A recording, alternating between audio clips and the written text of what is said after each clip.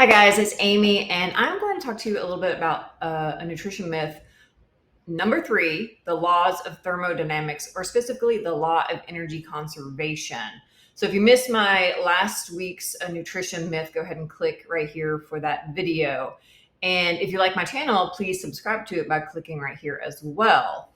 So as a trainer, and I'm trying to get a little more broad. I know I'm known for stretching and foam rolling and things of that nature, but I'm really trying to, I know people struggle with nutrition so much, and I'm very passionate about healthy living and healthy mental health. So I want to teach you as much as I know about intuitive eating. I think it's going to be help serve a lot of people. So that's why I'm adding these videos to my channel. So as a trainer, I wholeheartedly believed that if you take in less calories than you burn, you'll lose weight, right? Simple as that. Well, time and time again, I saw that that was not the case. I mean, I know clients have done everything right. They were food journaling and everything, and the weight would not budge. It is so much more complex than that. And when I hear trainers say, oh, well, this is physics, this is true, calories in, calories out, I can't fault them for saying that, because I believe that and most people believe that, and we don't know the full story. It's much more complicated than that. So it's not about calories in, calories out. Yes, there needs to be an energy balance, but the law of thermodynamics tells us nothing about why we're overweight. All it says is that energy is neither created nor destroyed, but can only change from one form to the other. That's all it says. Another way to say it is like we can't make something out of nothing and nothing out of something. It says nothing about how this happens or why this happens, the cause and effect. All the law of energy conservation is telling us is that we get larger because more energy enters our body than leaves it. We are eating more calories, which would be energy, than expending. But it says nothing to why that is happening. Why do we overeat? Why do we get bigger? So these are the questions we want to look at.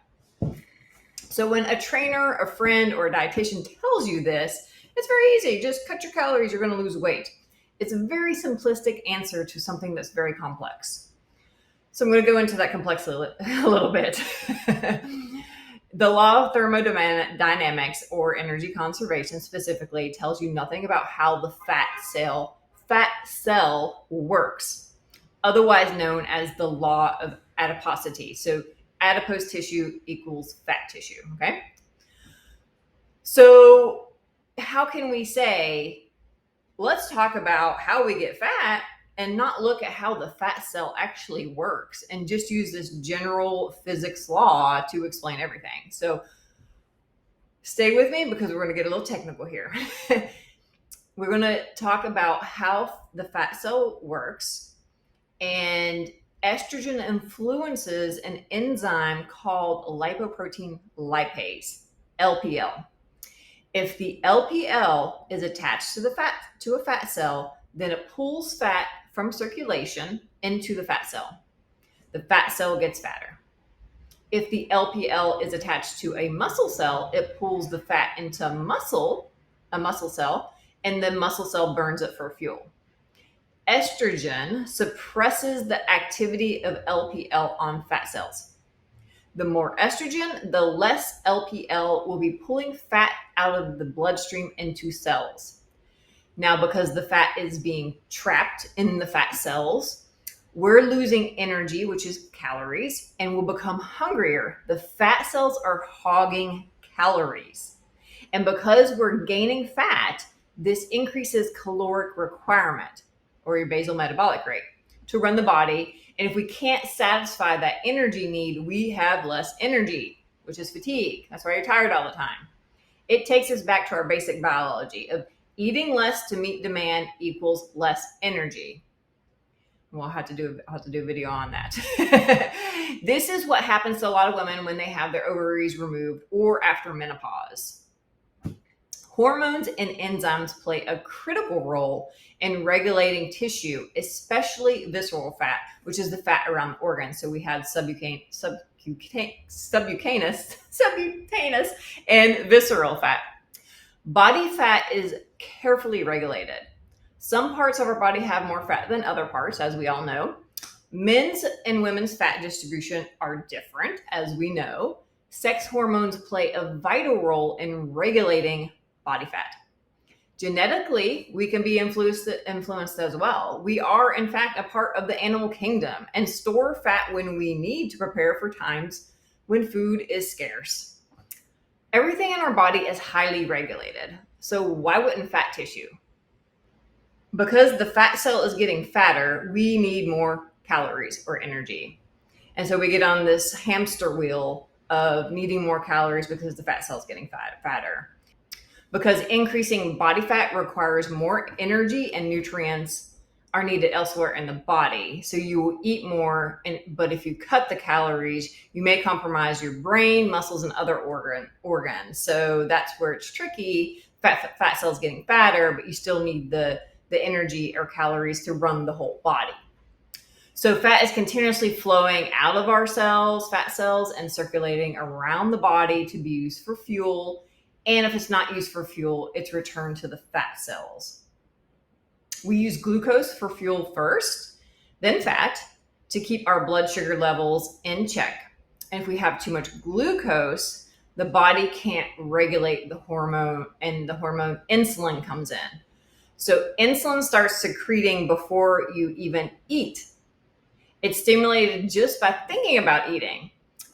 In an ideal world, one in which we are not getting any fatter, the calories you store as fat immediately after meals during the day are balanced out over time by the calories you burn as fat after digesting these meals and during the night, because digestion actually takes up a lot of calories. Some fat moves into and out of the cell easily, and some get trapped. Fatty acids are used for fuel and move easily into and out of the fat cell. The fat we store is too big, and to get out of the fat cell is called the fat we store is called triglycerides. Fatty acids bind with a glycerol molecule and two other fatty acids to form a triglyceride once inside the fat cell. And then they can't get out. They're too big to get out of the fat cell until they fall apart. And insulin is a primary regulator of fat metabolism by using two enzymes, LPL, as mentioned earlier, and hormone-sensitive lipase, HSL. In men, LPL activity is higher in the fat tissue of the gut. So this is where men typically gain weight, especially as they get older and secrete less testosterone because testosterone suppresses LPL. In women, LPL activity is higher in fat tissue below the waist, so we tend to gain weight in the hips and the butt. We all know that. Interesting, after menopause, LPL activity due to decreased estrogen increases in the gut. So gaining weight there is very common in postmenopausal women. Fun fact, after childbirth, women's LPL activity increases in the mammary glands, so we can produce, we use the fat to produce milk. So the body is very smart. Again, the fat cell is very highly regulated. Another example of how we go against our biology is that when we are exercising, LPL activity decreases on our fat cells and increases on our muscle cells. So it releases fat from our fat tissue so it can burn on our muscle cells, which need it as fuel. So we get leaner. But when we're finished exercising, the situation reverses. LPL activity in the fat cell shoots up and shuts down the muscle cell. The fat cell restocks. Okay, are you still with me? I know this is a lot. So we get into this loop. The more insulin we secrete, the more active the LPL on the fat cells, the more fat is diverted from the bloodstream into the fat cells to be stored. All right? Blood sugar and insulin play a huge role in what the fat cell does. Insulin also affects another enzyme called hormone-sensitive lipase. HSL. HSL works to make the fat cells leaner by breaking down that triglyceride that's stuck in the fat cell into fatty acid components to escape the fat cell. Insulin suppresses HSL. Overall, insulin works to make us fatter. All right, so insulin and blood sugar go hand in hand, very important. So let's break down this chain of events. You think about eating a meal, you start secreting insulin just by thinking about it.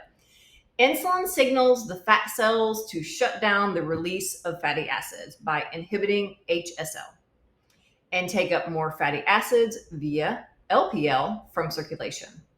You start to get hungry or hungrier. You begin eating. You secrete more insulin. The carbs are digested and enter circulation as glucose, causing blood sugar to rise. Then you secrete more insulin, depending on how much your blood sugar spiked. Fat from the meal is stored as triglycerides in the fat cells, as are some of the carbs that are converted into fat in the liver. The fat cells get fatter, and so do you. The fat stays in the fat cells until the insulin level drops. There's one other hormone that does play a role in fat cells, and that's cortisol, our stress hormone. This is what we secrete as a response to stress and anxiety. Cortisol stimulates LPL and can create insulin resistance. Insulin resistance causes you to secrete more insulin and store more fat, but it may also stimulate HSL. This is why some people get fatter when they're stressed or anxious or depressed and eat more, and some people do the opposite. So when they get stressed, they actually lose weight. So it's a genetic component. So that's it. That's the science. Hopefully you're still with me and that made sense. It's pretty surprising stuff. I know when I learned this, I was like, oh my God, this makes sense. Like, that's why it's so difficult for some people to lose weight. And it's hard to kind of shift your mindset for that. So if you are like, whoa, that was crazy, leave a comment below. Let me know how you like that. And I think this is very important information to share. So share it with someone that has always struggled with losing weight, and have them follow my channel, because I'm going to be producing more of these videos to help you guys learn how to intuitively eat so you can ditch the dieting for good and learn to trust your body. So if you want to check out the other two videos of nutritional myths, go ahead and click the videos at the end screen. It's going to take you to those videos so you can watch those. So hope you enjoyed that. Until next time, bye for now.